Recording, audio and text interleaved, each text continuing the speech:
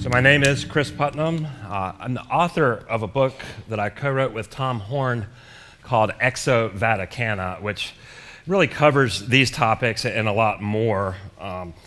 We speculate, kind of like Gans is doing, that perhaps some of this stuff that we see going on in space and these things with the UFO phenomenon and whatnot could be related to prophecy. I'm not married to that idea. I don't teach it like it's some kind of absolute thing. The thing that I find most compelling about it is that when you look at all the diversity in the world, all the different worldviews and different religions and things of that nature, it's hard to imagine how everyone could quickly come together under one leader or a one world religion. But when you think of something coming from space, something that transcends humanity, that transcends the earth, that's the kind of thing that would unite everybody very quickly, okay, like overnight almost.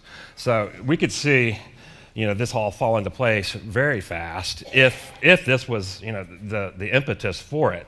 And for that reason, I find it very compelling because, almost overnight, you could have the world come together either to defend ourselves or perhaps just to welcome, what purports to be some sort of alien presence. So for that reason, it's a powerful, it has a lot of explanatory scope for how prophecy could come together really fast. So that's really the main reason that I find it interesting. Also, some of the theology coming from the supposed UFO nauts or space brothers, and we discussed quite a bit of that. So this is the book, Vaticana, and I have those on the table. Be happy to sign them for you or anything like that. And this presentation I'm doing today is a little interesting. I've done one previously at other prophecy conferences, basically how this could all play into the Antichrist for the reasons I just gave, how it would bring the world together really quickly. But I was actually asked by MUFON in Los Angeles, which is the Mutual UFO Group. It's a group of people that investigate UFOs. It's a secular group, and most of them actually believe in aliens and things like that. They're not really Christians. But they were so interested in this book that they actually flew me from North Carolina to Los Angeles to speak to a MUFON group in Burbank. And so some of this presentation is really based on what I did for them. Because this science of astrobiology is something that's fascinating. Whether this plays into prophecy or not, it's really something that is beneficial to have some understanding of, because there's a lot of misinformation in the media right now that kind of leads people astray. And we're going to unpack some of that this morning.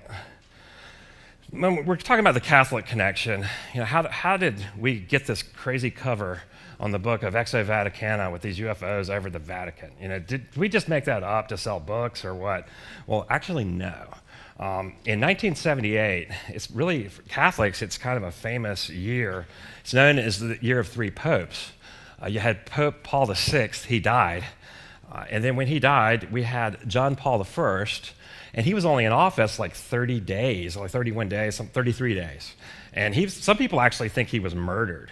There's a lot of conspiracy literature about that. We won't go into all of that. The book, Petrus Romanus, discusses some of that. But then John Paul II, the pope that many people probably remember, in my generation anyway, was elected. And he became pretty famous and well known. But so right in this little short period of time, we had three popes, which is kind of unprecedented, especially in the modern era. But what you might not know is that right during the same time is what they call a UFO flap, meaning that there was just a mass of UFO sightings over Rome right during the same time. Really interesting. So right during the midst of this brief pontificate of John Paul I, the one that lived 33 days, numerous cigar, disc, triangular-shaped craft were seen across the skies over Italy by people of all walks of life, including Vatican officials, police officers. Now here's a report from MUFON records. 5:50 a.m. on September 14th, people in Rome saw a triangular-shaped object for 5 minutes. About the same time, people near Florence seeing a cigar-shaped object. Early on the morning of the 16th, highway police near Rome received calls of a luminous triangle and a beam of greenish light. So you quickly see that the cover of our book is not something that we just made up. It's something that's actually based on the historical record. This is from the New York Times news service in 1978 in America. Okay, so this was a big enough deal, it made American newspapers. And the New York Times news service is not someone that's publishing stuff like, the National Enquirer. They don't just make up news stories. This was a real story. And there it is in the newspaper. So, dozens of people witnessed this, photographed it, a donut-shaped craft. Even more interesting, some fishermen went missing. Apparently, they were abducted out of their fishing boat. They disappeared. And honestly, I could not find anything about them ever showing back up. So I don't know if they were taken and never came back or what happened, but the story just ended there with them being missing, as far as I can tell. Now, is this connected to the three pope year? There's no way to prove that. Correlation does not equal causation, but it's suggestive. It's really interesting that you have this really charged period of time with one pope possibly being murdered at the same time all these UFOs are over Rome. Really, really interesting correlation there. Now, it's not just Tom Horn and other Christian authors who speculate about this could perhaps be related to the end times or the Vatican is really up to something. This is a book by secular ufologist. Richard Dolan is probably one of the premier ufologists right now. He's an academic historian. He teaches at a university, but he writes a lot of books about the UFO phenomenon. And here he is in his book, After Disclosure, meaning when the government discloses the truth about the aliens that a lot of people think they're suppressing, which is a debate in and of itself. But here, here's a quote from him: "The world's largest church seems to be positioning itself at the forefront of disclosure. The Vatican has long maintained several major astronomical observatories and a collection of radio telescopes. In recent years, its hierarchy has stated, in one form or another, that we have company. Perhaps they know something is afoot or suspect its inevitability." Well, there's a wealth of evidence that supports the idea that they expect its inevitability, and we're going to look at quite a bit of that this morning. So it's not just us. It's the community at large. People that look at this issue all recognize the Vatican really does seem to be up to something. They act like they know something, but they're not really being real specific about it. So, do they know something we don't? Well, here's the reasons why I think we can conclude that they do. It's the oldest bureaucracy in existence. Okay, think about it. There is a lot of the Vatican. The Roman Catholic Church has their own mythology where they say they go back to the Apostle Peter. Well, I don't really buy that. Most of his history that they cite for that is probably not true. I think that you can really trace the Catholic Church as we know it today probably to around AD 500. But even there, we're still dealing with the oldest bureaucracy in history, really. There's nothing else that's been around that long that's still intact and has maintained records. So, if anyone would have records of weird stuff happening, going all the way back, it would be them. We have, 1,214 million followers, placed all over the world. And, people in high levels of government, people in military, people in the intelligence agencies of all these different governments, they're Roman Catholics. And if you look at Catholic theology and what it means to accept their catechism and their beliefs, maybe not so much today as it was in the past, but part of that is that really your first allegiance is to the church and to the Pope, more so than your country or anything else. So if you're a agent for the United States, but you're Roman Catholic, really technically you're sworn to allegiance to the Pope before the United States. Now, did they take that seriously? I don't know, but technically that they would be more inclined, to spin things to the will of the Vatican than they would for their own country. That's what it says on paper. That's what they agree to. That the Pope is really the supreme leader. Really, in Catholic theology, the Pope is Christ on earth. The vicar of Christ. Technically means instead of Christ. He is here as Christ on earth.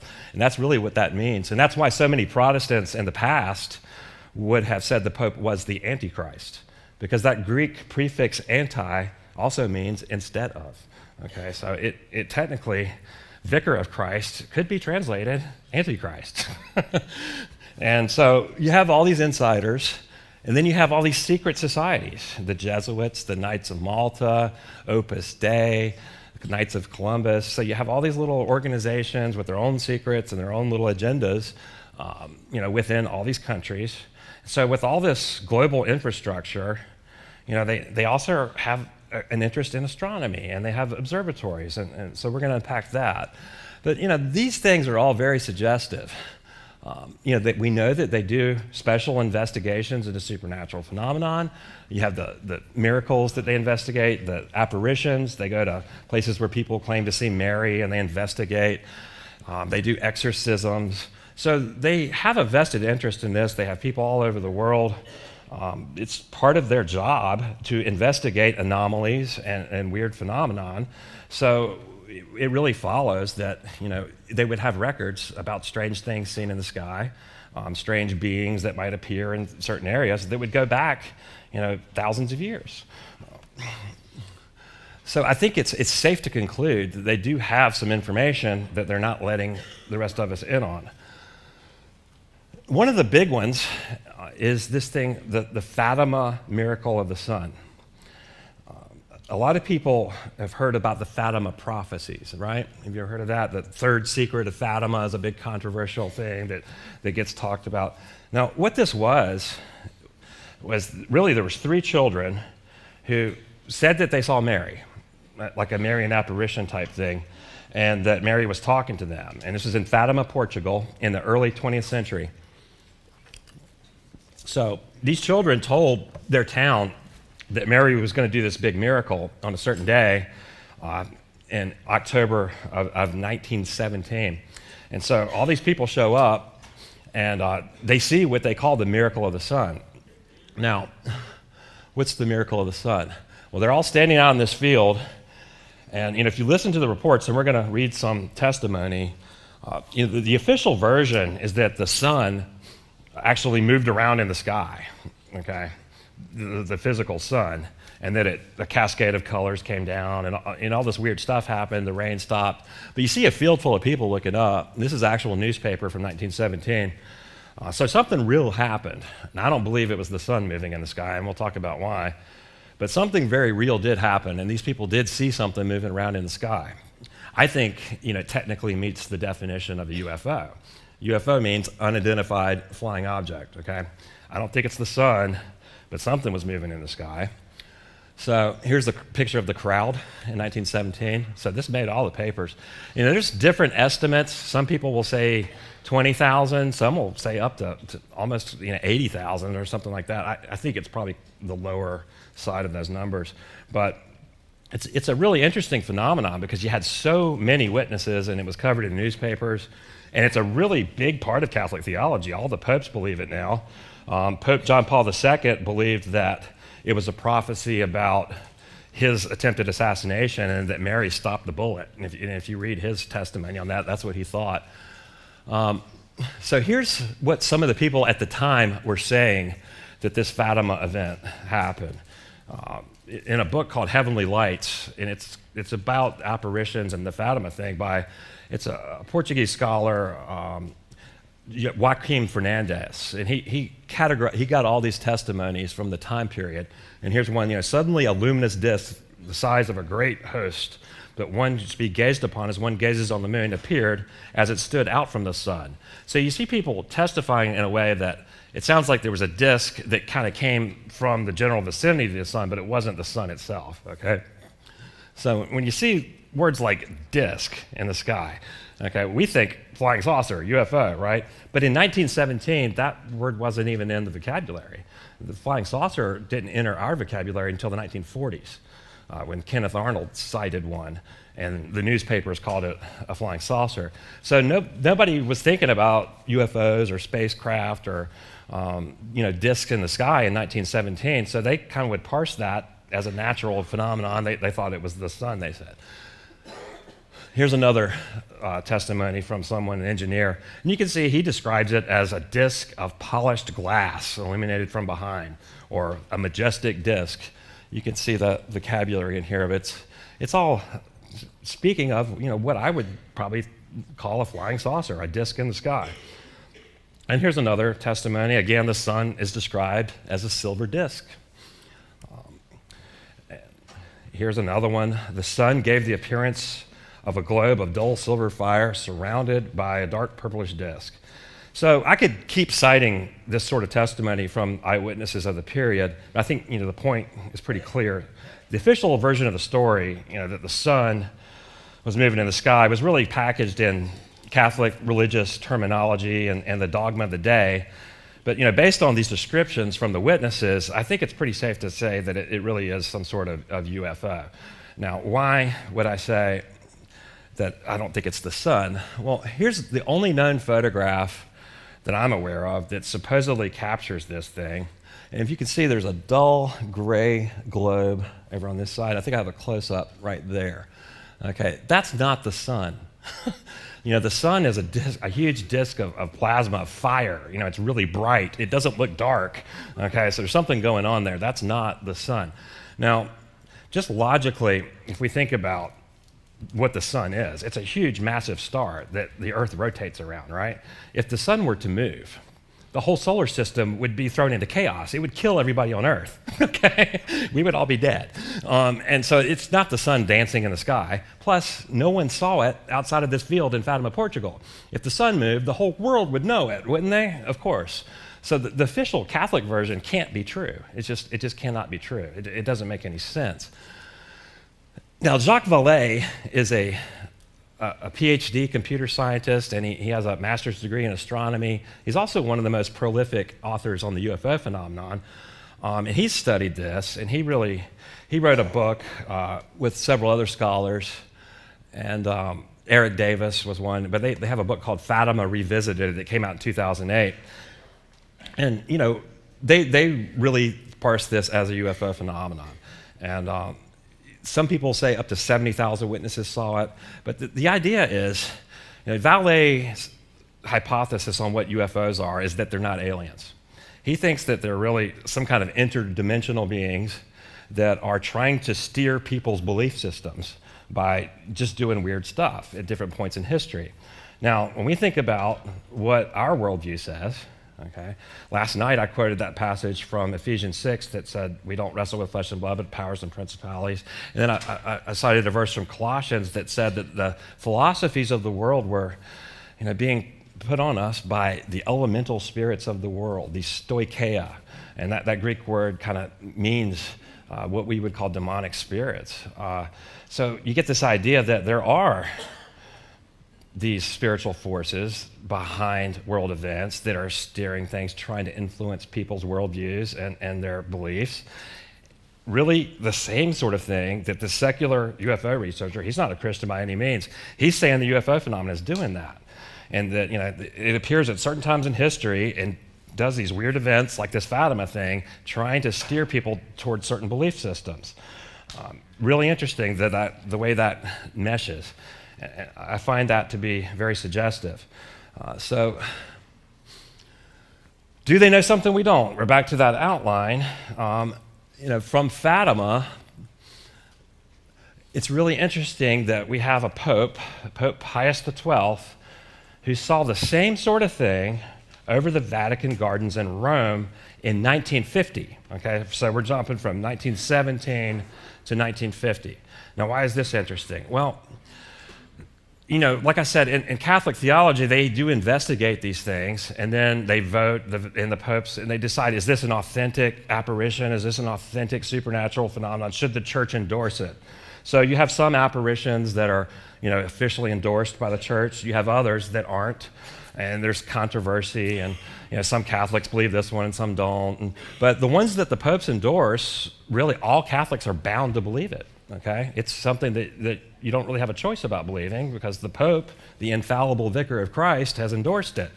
Okay, well, Pope Pius XII was the Pope that endorsed the Fatima miracle of the sun. He's the one that made that an official miracle that Catholics are bound to believe. But more interesting, people aren't aware that a lot of these Catholic doctrines that they have been evolving, since the Middle Ages. Some of them are new. Now, one of the ones that's relatively recent, he promulgated this in the 1950s, right when this was going on. He was thinking about, should I promulgate this doctrine? It was called the Assumption of Mary. This is the idea that Mary was taken up to heaven just like Jesus in the beginning of the book of Acts or the end of Luke's gospel, Jesus goes up to heaven. Well, Catholics hold that happened to Mary too, that she was taken up to heaven. Well, this was something that some Catholics believed, others didn't. It was controversial. He's thinking about making that an official dogma that every Catholic is bound to believe. Now, he's debating this in his mind. He's written up the papers. He's not sure if he's going to do it or not. Then that morning, he's out at the Vatican gardens praying, thinking about it. He sees this gray silver disc in the sky above the Vatican gardens, okay? The same thing that happened in Fatima. He takes that as a sign that he's supposed to do it, so he does, okay? So quite literally, you could argue that a UFO dictated an official Catholic dogma that all Catholics are bound to believe, because that's really what inspired him to do it. And we have a handwritten note in his own handwriting where he said that. So it's not just a speculation. That note is even available online. You can find it, and it's linked in my book, Exo Vaticana. So here we have a Pope Pius XII, who actually saw the same thing, many years later, and it inspired him to promulgate a doctrine. So here is a little snippet from that note that he wrote describing what he saw. It moves slightly, either spinning or moving from the left to the right and vice versa, but within the sphere you could see a marked movement, total clarity and without interruption. So there it is, and that whole note is available. Now, I find it really interesting that, how does this get associated with Mary?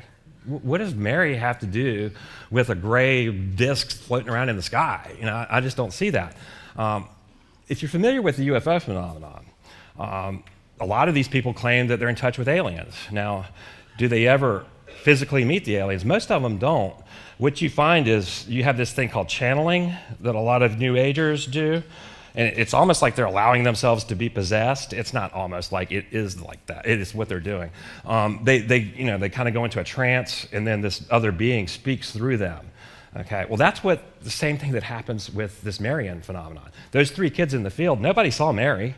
One little girl went into a trance and started speaking for Mary. And the prophecies, the Fatima prophecies, all came from like this 12-year-old girl, 11-year-old girl, something like that. And so, there's no actual contact with Mary other than channeling.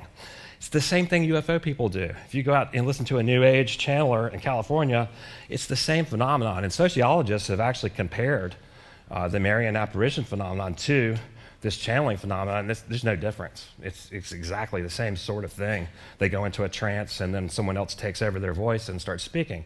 So that's what's going on with the Marian thing, and that's where these prophecies that the Catholics are so enamored with are coming from. It's coming from channeling, and usually from young, impressionable children. Now, you could argue that they're innocent, and that's why Mary chooses them. That's kind of what the Catholics say. I would say it's because they don't have any discernment. They're 10 years old, and it's easy to fool them. And I tend to think that's probably a more likely explanation for that. So here we are. Do they know something we don't know? So after Pope Pius XII, we have the Vatican Observatory Research Group, VORG. And I had a little fun with that acronym. Vatican Observatory Research Group, because it sounds like the Borg, if you ever watched the Star Trek series. You will be assimilated. And it's no secret that the Vatican is really interested in life in space. In 2009, they had an astrobiology conference in Rome. And we'll talk about what astrobiology is, but it's the study of life in space, right? Astronomy, biology, space, life, put the two together, study of life in space. Now, do we know about any life in space? Can anybody think of any life in space that's been discovered yet? I can't think of any. But isn't it interesting? You can get a PhD in this science that technically has nothing to study.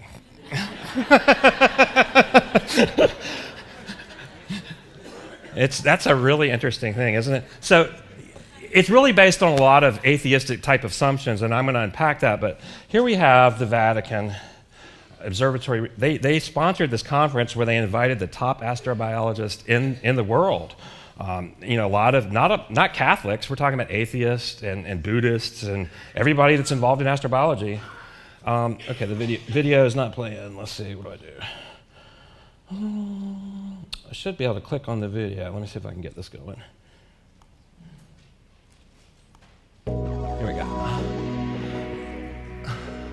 For the Church, talking about life on other planets is not an everyday occurrence. But that was the theme at a week-long meeting that gathered scientists and theologians in the Vatican. The purpose of the meeting centered around astrobiology and the possibility that life exists elsewhere in the universe. So that's just a quick little snippet to show you that I'm not just making that up. Here we have, articles on the internet. Vatican prepares for extraterrestrial disclosure. So a lot of people are speculating about all this. Why are they having astrobiology conferences in Rome? Sponsored by the Pontifical Academy of Sciences. It's a really interesting thing going on there. That was in 2009, and Dr. Cris, he is a cosmologist and astrobiology education outreach designate for the University of Arizona, which is really near where their observatory is.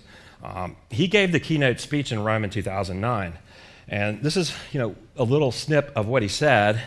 It is plausibly estimated that there are hundreds of millions of habitable locations in the Milky Way, which is just one of billions of galaxies in the universe. As scientists gather to discuss the possible progress in astrobiology, we still know of only one planet with life, our own, but there is palpable expectation that the universe harbors life, and there is hope that the first discovery is only a few years away.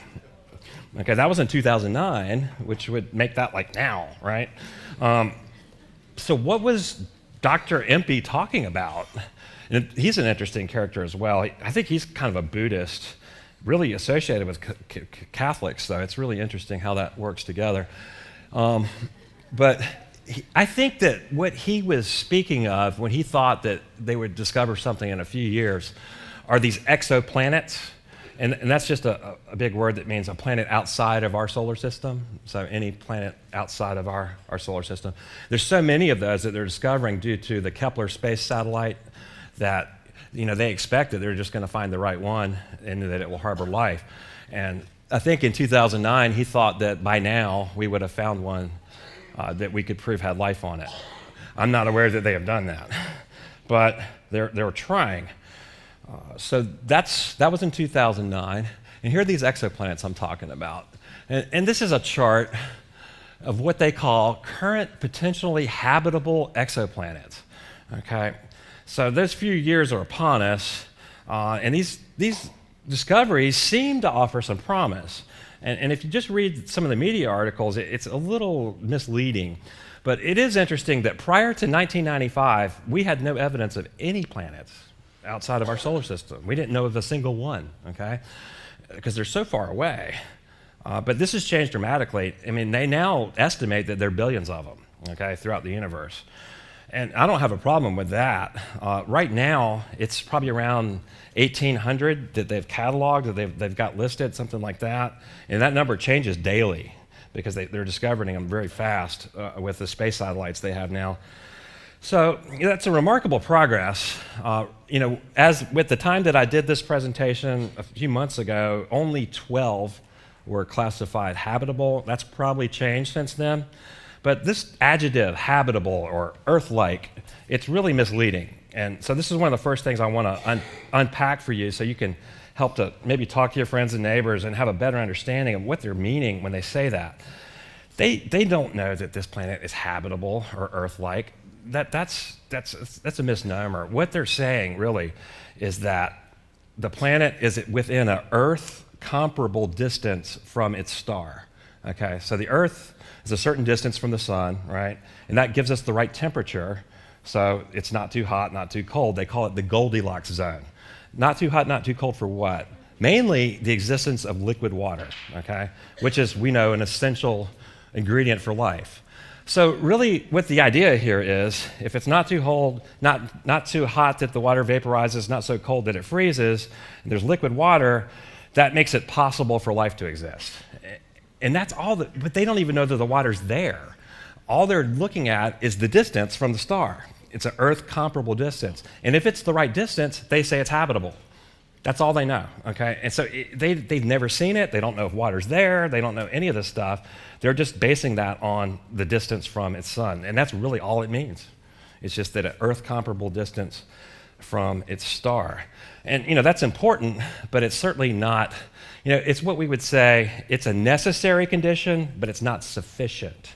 That distance is necessary for life, but it's not sufficient for life, okay? So here's an artist's conception. So these photos that I'm showing you, none of them are actually photographs of the planet. They've never seen most of these planets. Maybe one or two that they can pick up with a telescope, but they're so far away, and these planets are so dark compared to the stars near them, you can't really see them with a telescope because the starlight will actually blind the telescope from seeing these dark little planets.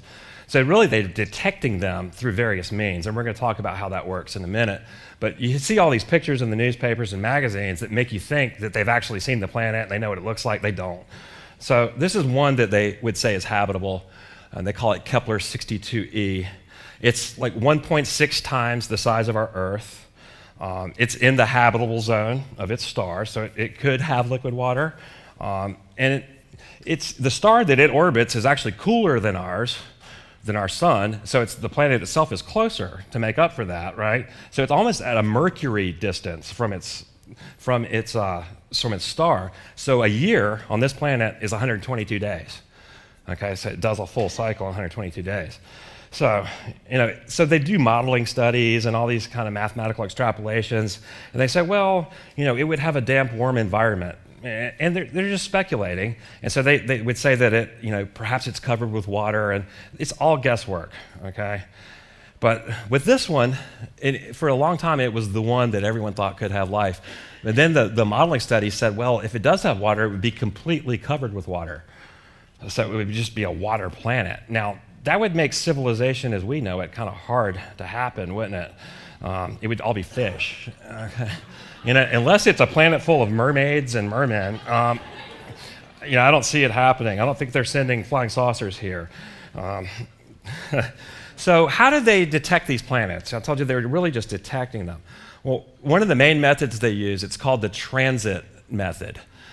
So what they're doing is they detect the star crossing the path of its sun. And it's really, so they look at the star, and when something passes in front of it, it dims it a little bit, just a tiny bit. But they have really sensitive instruments, and so they can tell when a small planet crosses in front of the star that the light goes down a little bit. And so you see this graph, you see the light, it dips down. And if it does that on a regular basis, they know something's orbiting it, okay? They just pick this little dip in the light. And so they know that something's orbiting.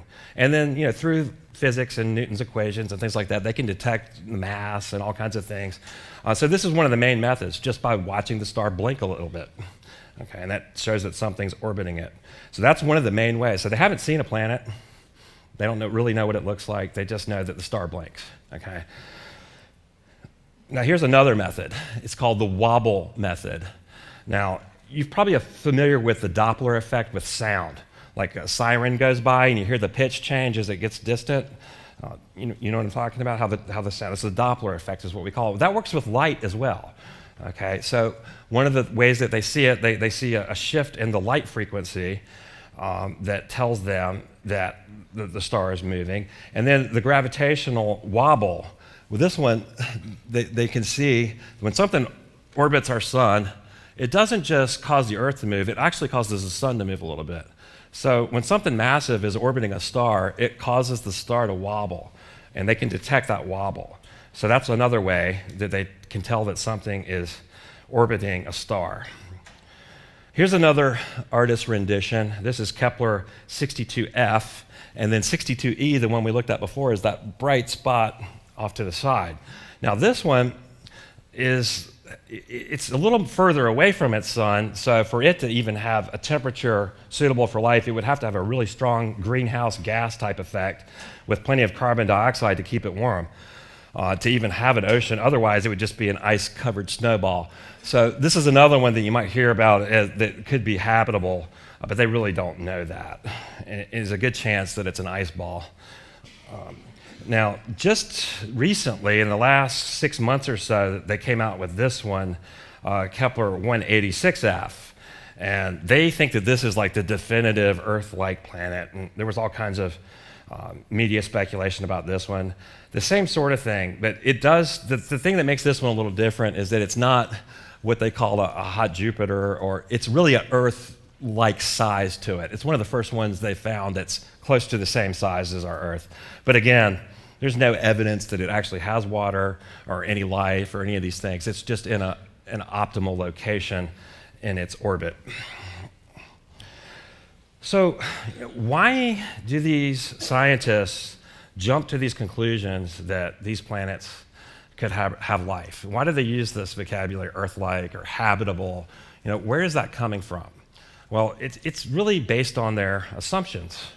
And I'm going to unpack those. This is probably one of the most important parts of understanding this presentation and understanding astrobiology and where these guys are coming from. Our society, and I talked about a little of this last night, we live in Western culture. We've really made scientists into the ultimate arbiters of truth. They really are the guys that are in charge of telling us what's true and what's not. And it kind of results in this idea called scientism. And what that means is that science is the only avenue to truth. The scientific method is the only way to arrive at truth. Now, it's a really popular notion, and you'll see a lot of the new atheists and people like that kind of forcing this down your throat, that the only way you can really know if something's true is you have to do it by science. But let's unpack that idea. Was the idea of scientism arrived at by the scientific method? Did they come to the truth that the only way you can find truth is through the scientific method? Was that truth arrived at by the scientific method? No, it wasn't, was it? You can't do experiments to prove that. They didn't, try to falsify their hypothesis to get to that, did they? No, so it actually commits suicide. It doesn't meet its own standard, right? That truth was not arrived at by science. So if it's true, it's false. So yeah, scientism is a self-refuting idea, okay? And so that's an easy one to come back with if an atheist ever throws that at you. Now the next assumption is really based on the Copernican revolution. And this was when Copernican theory displaced geocentrism, the idea that the Earth is the center of the universe and that everything revolved around the Earth, which was, started with the pagans, with Aristotle. And it was really what everyone believed up until, Copernican theory took over. Now, the thing about the Copernican revolution is it displaced the Earth from the center of the universe, and it led to something a little more broad called the Copernican principle. Now, this is kind of an extrapolation from that, saying that the Earth is not located in a special place in the universe. Okay, there's nothing special about the location of the Earth. Now, that's not too controversial, but there's some scientists that would disagree, and there's some intelligent design material that would refute that idea, I think. But it's really led to another conclusion that they call the principle of mediocrity. Now, this really undergirds most of astronomy now in the secular world, and especially astrobiology. Not only are we not in a special place in the universe, we're just a mediocre planet. There's nothing special about the Earth, period.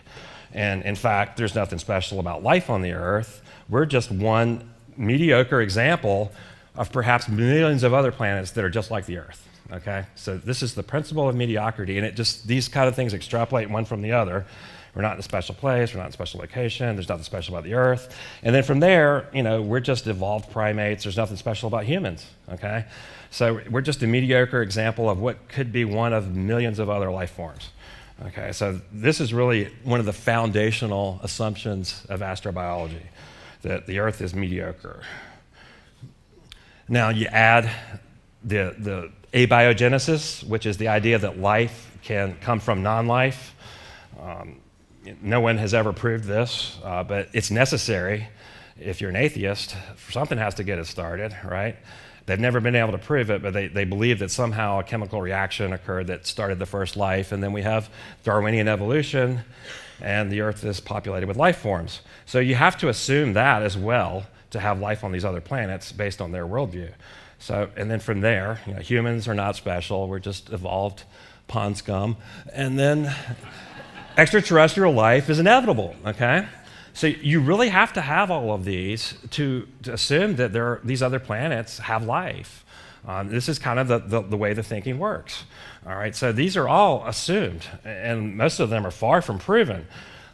So this is the worldview that's behind astrobiology. This was what fuels this line of thinking.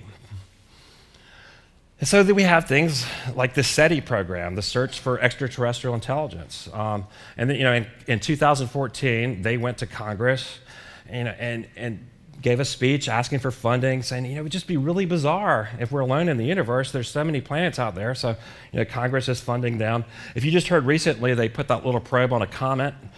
Just two or 3 days ago, it landed and attached itself to a comet. We have a little space probe that is actually attached to a comet flying around in space now. Some of the missions that little probe are doing are for SETI, for the Search for Extraterrestrial Intelligence. They're actually going to use that to look for alien life in the universe. So now here is, I think, a good rejoinder, and I don't have time to unpack it a lot, but these are 2 astrobiologists. These guys are secular guys, Peter Brownlee and Donald Brownlee, and Peter Ward. Peter Ward's a paleontologist, and Brownlee is an astronomer and astrobiologist. But these guys are not, trying to argue from a creationist point of view or intelligent design point of view. They're secular, but they really think that the Earth is special, and this principle of mediocrity is false. And this is a really academic science type of book, but they really catalog really well a lot of aspects of Earth that are not accounted for by these astrobiologists. I'm just going to tell you about a few of them. Point 1 is that our Earth really has to be in the right part of the galaxy. Okay, so there is something special about where we are. There's a lot of parts of our galaxy that astronomers call dead zones. And there's so much gamma radiation and things like that, there's no possible way that life could ever exist in these zones. So you have to be in the right part of the galaxy. The second point is what we talked about, the Goldilocks zone. You have to be within a certain distance from the star to have liquid water. Third, any life-supporting system, it has to be structured much like our solar system, with small rocky inner planets and then the outer gas giants. Okay, and that's really important. You might not think about it, but Jupiter, if Jupiter wasn't there, we wouldn't be here. Why do I say that? Because there's so much rocks and debris in space. Jupiter is massive, it's huge, right?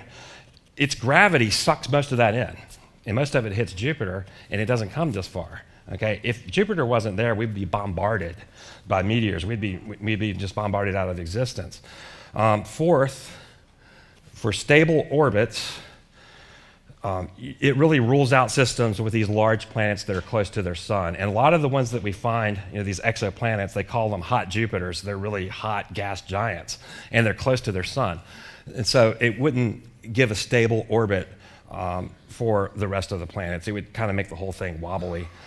So our solar system does reflect an optimal design that gives stable orbits. And you need a stable orbit to have stable seasons, stable temperatures, to maintain life as we know it. And it has to be of the right size. If our planet was a lot bigger, gravity would be so strong it would probably kill us. I don't think we could live on Jupiter, for instance, because the gravity is so powerful. So the planet has to be an optimal size, or our biology wouldn't function. Okay, the gravity would basically make it impossible. And it has to have a large moon. Now, the same thing I said about Jupiter is true of our moon.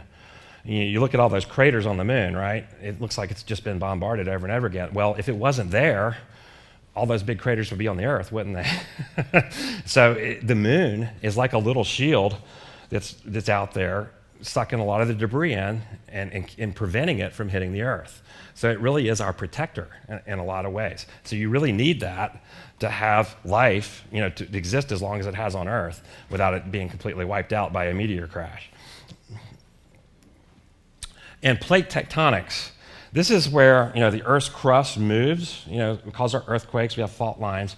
But what we found out is that this is hugely important for our atmosphere and other things that really are essential to life. Carbon-based life, we need certain elements. We need certain aspects. Plate tectonics, a lot of these scientists that wrote this book, the Rare Earth Hypothesis, really think that this might be one of the most important requirements for life on our planet. It keeps us supplied with water. It provides a lot of the chemical elements that are necessary for life that wouldn't otherwise be here. And we don't know of any other planet in existence that has plate tectonics like the Earth does. There's something really weird about the Earth. None of the other planets we've ever observed have that, okay? And so that's something that's extremely unique about the Earth. And these points are coming from a secular scientist, but they really refute this principle of mediocrity that the astrobiologists are using as an assumption. And then abiogenesis and evolution, of course, there's a wealth of material out there refuting that. The idea that life came from non-life, there's absolutely no evidence for that whatsoever, and even most honest atheists will admit that. This idea of abiogenesis, it's really the biggest mystery for secular science. And Richard Dawkins, the author of The God Delusion, probably our most notorious atheist right now, this is something that he wrote. As far as we know, it may have happened only on one planet out of a billion planets in the universe. Of course, many people think that it actually happened on lots of other planets, but we only have evidence that it happened on one planet. After a lapse of 500 million to 1 billion years, right? So the sort of lucky event that we are looking for can be so wildly improbable that the chances of it happening somewhere in the universe could be as low as 1 in a billion in any 1 year. So how's the universe teeming with life again? So here's somebody that obviously doesn't share our worldview that's telling us that it would be nearly impossible for this to happen. But we know it happened here. And why do we know that? Because we're here. That's the logic. And it couldn't be God. No, we can't have that. So this is really a really shaky, tenuous assumption that's necessary to reach these conclusions that astrobiologists are coming to. Now, they know that. Francis Crick is a Nobel Prize-winning co-discoverer of the double helix structure of the DNA molecule. And interestingly, in the 1960s, he came up with this, here's the first quote. An honest man armed with the knowledge available to us today could only state that in some sense, the origin of life appears at the moment to be almost a miracle. So many are the conditions which we'd have to get it satisfied to get it going.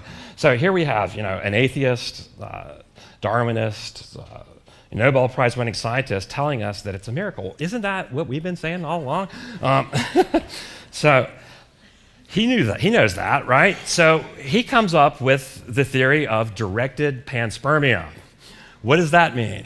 Well, life started on Earth as a result of an infection by a microorganism sent here deliberately by a technological society on another planet by means of a special long-range unmanned spaceship. So he actually wrote, this is in a peer-reviewed science journal, okay? It's a serious science, this theory of panspermia. There's directed panspermia and undirected panspermia. Directed would be sent here by intelligent aliens. Undirected would be a virus inside a meteorite that started life on Earth.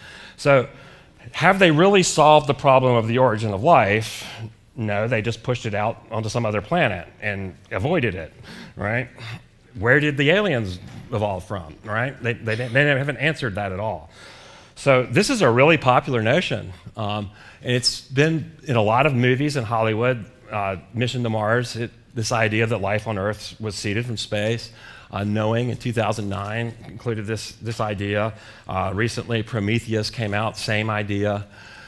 Now here's one I found the most interesting. In this movie, Expelled, it's a movie a documentary about intelligent design and how scientists in universities who believe in intelligent design and offer up scientific theories based on intelligent design are being kicked out of their jobs. They're the ones that are being expelled because we can't allow this stuff in our schools because people might actually believe in God or something. So what the atheists and these secularists will say is that we're using a God of the gaps argument, that we look at science and we see a hole, like they can't explain the origin of life, so there's a gap there, and we put God in the gap. Okay, so that's what they'll accuse you of. If you say, well, you can't explain this, so I know that God did it, they'll say, you're just using a God of the gaps argument. And this is their comeback. Well, I think they're making an aliens of the gaps argument. And so does Ben Stein. And here's a little segment from the movie, just a little short Well, then who did create clip. Oh. the heavens and the earth? Why do you use the word who? You see, you immediately beg the question by using the word who. Well, then how did it get created? Well, by a very slow process. Well, how did it start? Nobody knows how it started. We know the kind of event that it must have been. We know the sort of event that must have happened for the origin of life. And what was that? It was the origin of the first self-replicating molecule. Right, and how did that happen? I told you we don't know. So you have no idea how it started? No, nor has anybody. Nor has anyone else. What do you think is the possibility that intelligent design might turn out to be the answer to some issues in genetics or in evolution? It could come about in the following way. It could be that at some earlier time, somewhere in the universe, a civilization evolved by probably some kind of Darwinian means to a very, very high level of technology and designed a form of life that they seeded onto perhaps this planet. Now, that is a possibility and an intriguing possibility. And I suppose it's possible that you might find evidence for that if you look at the details of biochemistry, molecular biology. You might find a signature of some sort of designer. Wait a second. Richard Dawkins thought intelligent design might be a legitimate pursuit? And that designer could well be a higher intelligence from elsewhere in the universe. Well, but that higher intelligence would itself have had to have come about by some explicable or ultimately explicable process. It couldn't have just jumped into existence spontaneously. That's the point. So Professor Dawkins was not against intelligent design, just certain types of designers, such as God.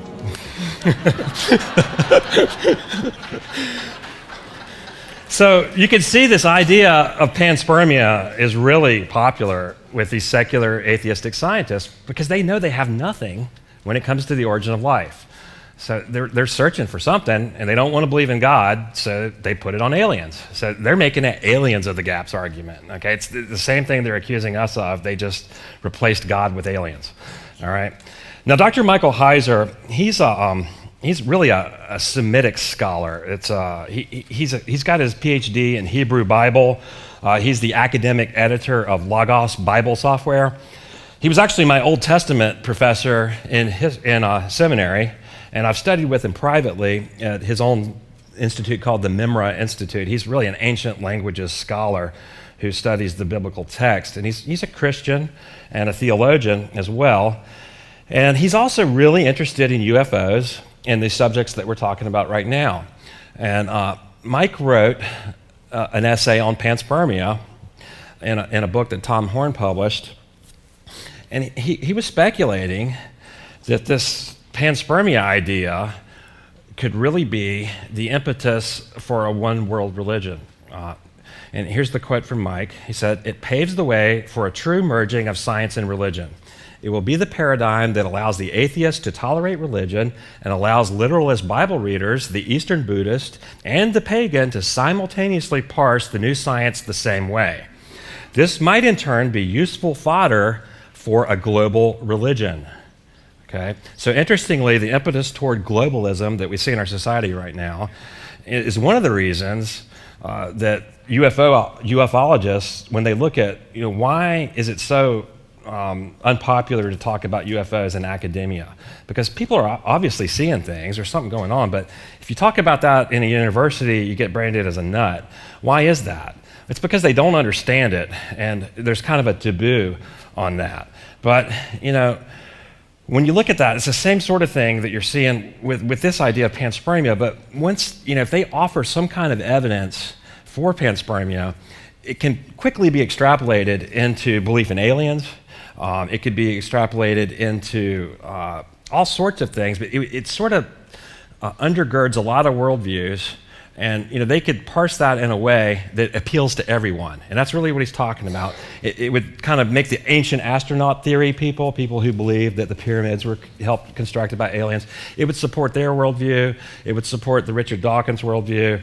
And then they would come and tell Christians, well, the people that wrote the Bible, they just kind of misunderstood these advanced aliens as gods, and they thought they were angels and God, and but really it was this, and so it's a satisfactory explanation in a sense to everyone, and it really could undergird a global religious idea, and that's what Mike's talking about. And I think it has a lot of explanatory power. Mike also said, any discernible obstacle to articulating a global religion that honors the cosmologies of all faiths, united as they are under the reality of panspermia and an extraterrestrial influence.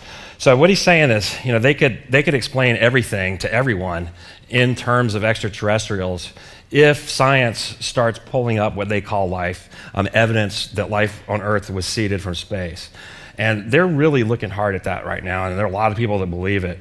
And I suspect that idea could be used the way Mike is saying. And Mike's a really smart guy, so when he says things like that, I pay attention. Interestingly, in researching Exo Vaticana, I went and dug up everything I could find. This is a Catholic astronomer, Kenneth J. Delano. This is a book from the 1970s, okay?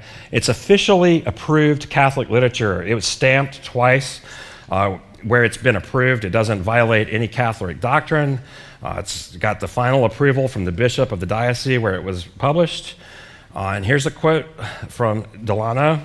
Our religious sensitivities ought not be shocked by the idea that the evolutionary history of the human body might be traced back ultimately to a primordial refuse heap left by visiting extraterrestrial intelligence when the Earth was young. Okay? So in other words, we evolved from alien garbage. Okay? And this doesn't contradict Catholic doctrine. Interesting, huh? And that was in the 70s. All right? And so this has been going on for a while. This has been developing within the Roman Catholic faith for quite a while, and it's a very acceptable and approved idea, okay? It's not something that we're making up and saying they believe. It's something that they've believed for a long time. And here's a picture of the Vatican Advanced Technologies Telescope. Now, I took that photo of myself when Tom Horn and I visited this facility. And there's me and Tom right in front of it. It's the same jacket. Here's the sub-millimeter radio telescope. It's right over to the side. They have a big radio dish up there on top of Mount Graham in Arizona. And this is me standing in about the same place. In the distance, you see the Large Binocular Telescope. That's the most powerful telescope in the world. They told us that the images they can get from that telescope are actually more detailed and clearer than the Hubble Space Telescope, okay? It's got some huge mirrors, and mirror size is really what dictates the power of a telescope. And it's the largest mirrors in the world right now, and this is us walking toward it. This is the two mirrors that you see. This is at nighttime when it's open. It's called binocular because it has the two mirrors. And the reason they can get such clear images is by using two mirrors, they can move them like this and adjust for the lensing effect of the atmosphere and make it go away. So basically, it's just like it's in space. They can actually adjust it the way you would focus binoculars or something like that. So this is on their own website. The key science objective is to survey nearby stars for debris disks down to the levels that may obscure detection of Earth-like planets. So it's completely legitimate to say that the Vatican is up on top of Mount Graham in Arizona with the world's most powerful telescope looking for aliens. And they actually have a device on the Large Binocular Telescope that's acronymed Lucifer. And that's really, it's a strained acronym. It stands for Large Binocular Telescope Near Infrared Spectroscopic Utility with Camera and Integral Field Unit for Extragalactic Research. Okay, and they shoehorned that into the acronym Lucifer. It really sounds like somebody wanted to use Lucifer and they just made it that way, doesn't it? And I did some research into that, and several people did, trying to find out how they came up with that. This large binocular telescope is actually owned by a big conglomeration. It's so expensive. I think it's like $36 million. So it's not a Catholic thing exclusively. There's a lot of universities involved. One of the big organizations in Germany is the Max Planck Institute, which really goes all the way back to Nazi Germany, but it's a really heavy physics institute in Germany. And it looks to me like they probably are the ones that came up with this. The German politician who got the funding for them to get involved, his name is, what is it? It's Tellel? Okay, it's Teufel in German, Teufel. It was his last name. So it's like Mr. Teufel. But in English, that would translate to devil. The word so yeah, there's a politician named Devil in Germany. And they think that because he's the one that got the money for them to get involved, that to honor him, they call it Lucifer. Okay, so that's probably where it came from. So I don't want to just pin that on the Jesuits or something like that. So I think the Germans named it Lucifer from Mr. Teufel. So here we have this year, 2014, March 16th, not too long ago, they had their second astrobiology conference. So here we have the Catholic Pontifical Academy of Sciences sponsoring another one, this time in Arizona. And the top astrobiologists in the world all come to the University of Arizona, sponsored by the Vatican again. Now here's astronaut Gordon Cooper. Really interesting quote. Do you want to know about UFOs and little green men? Contact the Vatican. Couldn't resist putting that one in there. I'm not sure if Gordon Cooper knows something we don't know or not, but he definitely is an American hero and an astronaut. And he's come out on the record as having seen flying saucers, and you can find him on the internet talking about it. He definitely believes that there's something going on. But he would definitely say the Vatican knows something they're not telling us. Malachi Martin, a former Jesuit Catholic theologian, has written quite a bit about some conspiracies within the Catholic Church involving Satanism and things like that. But the interesting thing here is when he was on Coast to Coast in 1997, Art Bell asked him about why the Vatican was up there in Arizona, and he said, because the mentality amongst those who are at the highest levels of the Vatican administration and geopolitics know that what's going on in space and what's approaching us could be of great import within the next 5-10 years. So here we have, he was an advisor to 3 popes, and he's got 3 PhDs, really highly placed Vatican insider, and he's telling us that they're watching for something to come. Okay, that was his words. George Coignet, who was the board director when this thing went on board in 1993, 1992, he gave all these interviews in the press at the time and just said some astounding things. He said that they were teaming up with NASA to look for aliens to baptize them into the Catholic Church. Just really bizarre. I don't know if he was joking or not, but you can find this article online. And this was in 1993. So he's the first one that I'm aware of that began to talk about baptizing extraterrestrials, George Coignet. And then Consul Magno, who we interviewed in the book, he's got a book out right now. It just came out, Would You Baptize an Extraterrestrial? But he was talking about it back in 2010 and earlier even. Would you baptize an extraterrestrial? Only if it asks, but no matter how many tentacles it had. That's what he said. Man, he's got a brand new book out that's out right now. It's going up the top of the bestseller list, I think. Would you baptize an extraterrestrial? The same guy. Now, this is a guy who, Monsignor Corrado Balducci, this is in the late 90s. He went out and gave all these interviews. Now, Monsignor is an honorary title that has to be given to you by the Pope. He was really the demonologist and the exorcist for the Diocese of Rome. So here's a guy who's supposed to be, the expert on demons, on exorcism, for really the heart of the Roman Catholic religion. Now he went out in the press. This is on Italian television, so it's going to be in Italian, but it has captions. Now he said some astounding things. He was talking mainly about the UFO phenomenon, but he believed that the aliens were already here and said so in public. Oh. Let's see if I can get the video to play.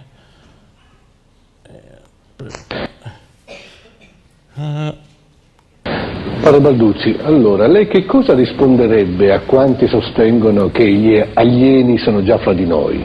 Non si può più pensare è vero, non è vero, sono veri o sono falsità, ci si crede o non ci si crede, no. Oramai ci sono varie considerazioni che fanno dire con certezza che l'esistenza di questi esseri c'è, non si può dubitare. We can't have doubts. The existence of these beings is real.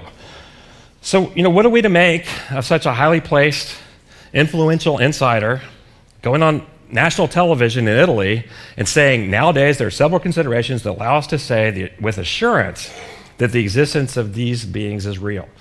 So, we're not making this stuff up. This is right out of their own mouths. They can't really just say he's a loose cannon or something, because he really has the title Monsignor, and he's out speaking for the church in public. And he was speaking at UFO conferences and all this sort of stuff, saying that he wanted to be the ambassador for the Space Brothers to the UFO community. Really bizarre. Here's a recent documentary that Stephen Greer, kind of one of the UFO people, has put out. It was called Sirius. But here's a quote, I just took a screenshot, where he's saying the aliens are far superior to us, So he really did believe this and taught it publicly, that there were superior extraterrestrials coming to Earth. And just in this few months ago, Pope Francis is the first pope I'm aware of to start talking about baptizing extraterrestrials into the Catholic Church. Okay, what do you do with that? It kind of sounded like he had a tongue-in-cheek kind of joke, maybe, but you would think that, except there's been so many of them who have said it. I've cataloged at least 4 of the top astronomers who have talked about baptizing extraterrestrials into the church, and now you have the Pope saying it. Okay, so I don't know. Are they joking, or is it tongue-in-cheek? I think there's something up. I don't really know what to do with it exactly, but you have these high-level insiders talking about this is real. In the last probably 4 or 5 weeks, Guy Consolmagno, the fellow I just showed you, has gone out in the press and said the existence of extraterrestrial life, the discovery of it is inevitable, okay? It's not a matter of if, it's when. And he's really basing that on those assumptions that I showed you that really aren't consistent with a theistic worldview. But, this isn't just something that we cooked up, is what I wanted to show. There's a lot of evidence that they really are interested in this. They really do seem to know something that they're not saying, but they're parsing it in a real scientific, publicly acceptable way, except that you see these little things coming out. What is up with the Fatima thing? It sounds like a UFO.